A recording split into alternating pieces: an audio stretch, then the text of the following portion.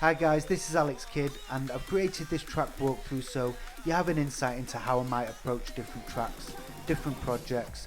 There's so many different ways to get creative in Ableton that I wanted to show you a few of my own ideas and maybe you can take some of those ideas into your own productions. I've also included the project file with the samples so you can load it up and take a closer look.